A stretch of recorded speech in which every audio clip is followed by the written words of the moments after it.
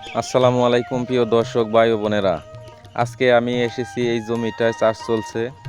যদিও আমি নিজে ট্রাক্টর চালাইনি, কিন্তু আমি পাশে দাঁড়িয়ে সব কিছু রেকর্ড করছি, কারণ আমার ইচ্ছে আপনাদের সাথে আমাদের গ্রামের জীবনের এই সত্যিকারের চিত্রগুলো ভাগাভাগি করে নেওয়া।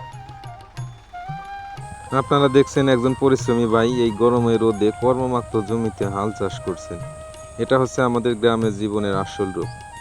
কারো জমি ফসলের জন্য প্রস্তুত হচ্ছে, ঘামে ভিজে যাচ্ছে কৃষকের শরীর, কিন্তু এই ঘামের মধ্যে লুকিয়ে আছে একরাশা ভালোবাসা এই মাটির জন্য, এই দেশের জন্য। আমি চাই যারা শহরে থাকেন বা দেশের বাইরে আছেন, তারা যেন দেখেন এই সবুজ গ্রামের কণ্ঠের গল্প। আমরা প্রতিদিন এই মাটি নিয়ে কাজ করি, সবার পেট ভরানোর জন্য। আপনারা যারা দেখছেন, একটু সময় নিয়ে ভালোবাসা দিয়ে দেখুন এই ভিডিওটি।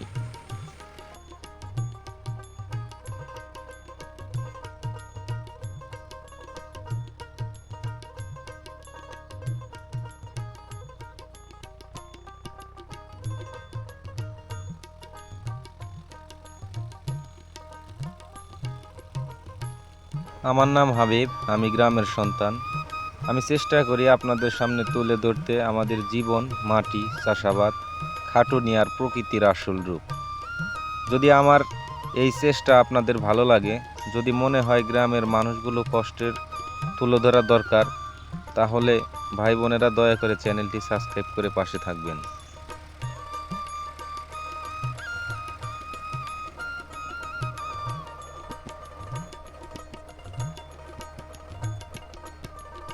অনেকেই দেখে ভাবেন চাষাবাদ সহজ, কিন্তু যারা মাঠে নামে তারাই বোঝে কত কষ্ট লাগে।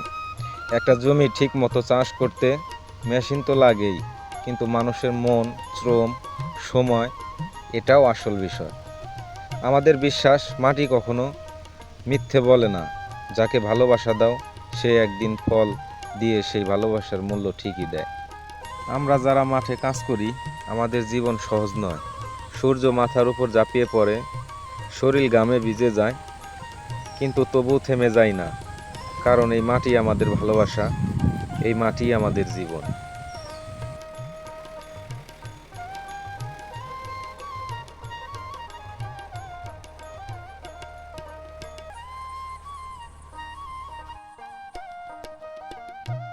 এই পৃথিবীতে কেউ ছোট নয়। কেউ কলম চালিয়ে সমাজ গড়ে তোলে, কেউ লাঙল চালিয়ে পৃথিবীকে বাঁচিয়ে রাখে। আমরা যারা কৃষক, আমাদের কাজ শুধু খাদ্য উৎপাদন করা নয়, আমরা পৃথিবীর প্রাণও সঞ্চয় করে থাকি। আজ আমি চাষ শেষ করলাম, হয়তো শরীর ক্লান্ত, পিঠে ব্যথা, তবুও মন শান্ত, কারণ আমি জানি আমি কোনো অন্যায় নয়, আমি পরিশ্রম করেছি, আর এই পরিশ্রমই একদিন সাফল্য হয়ে ফিরবে।